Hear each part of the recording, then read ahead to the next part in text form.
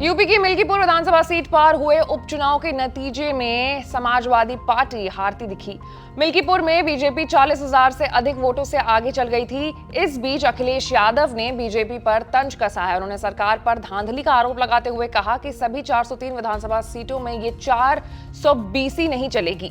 अखिलेश यादव ने एक्स पर लिखा है कि पीडीए की बढ़ती शक्ति का सामना भाजपा वोट के बल पर नहीं कर सकती है, इसलिए वो चुनावी तंत्र का दुरुपयोग करके जीतने की कोशिश करती है। ऐसी चुनावी धांधली करने के लिए जिस स्तर पर अधिकारियों की हेराफेरी करनी होती है वो एक विधानसभा में तो भले किसी तरह संभव है, लेकिन 403 विधानसभाओं में ये 420 नहीं चलेगी। इस बात को भाजपा वाले भी जानते हैं, इसलिए भाजपाइयों ने मिल्कीपुर का उपचुनाव टाला था।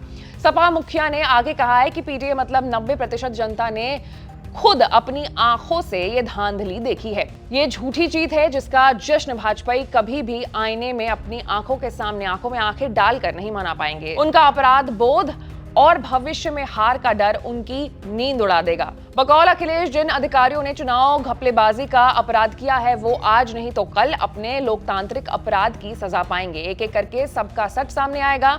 ना कुदरत उन्हें बख्शेगी ना कानून। भाजपाई उनका इस्तेमाल करके छोड़ देंगे, उनकी ढाल नहीं बनेंगे। जब उनकी नौकरी और पेंशन जाएगी तो वो अपने बच्चों, परिवार और समाज के बीच अपमान की जिंदगी की सजा अकेले भुगतेंगे। लोकसभा चुनाव में अयोध्या में हुई पीडीए की सच्ची जीत है। उनके मिल्कीपुर के विधानसभा की झूठी जीत पर कई गुना भारी है और हमेशा रहेगी। गौरतलब है कि मिल्कीपुर उपचुनाव सपा और बीजेपी के बीच प्रतिष्ठा की लड़ाई बन गई थी, क्योंकि ये सीट राजनीतिक रूप से महत्वपूर्ण अयोध्या जिले का हिस्सा है, जहां से लोकसभा चुनाव में सपा के अवधेश प्रसाद ने बीजेपी को हराकर जीत हासिल की थी।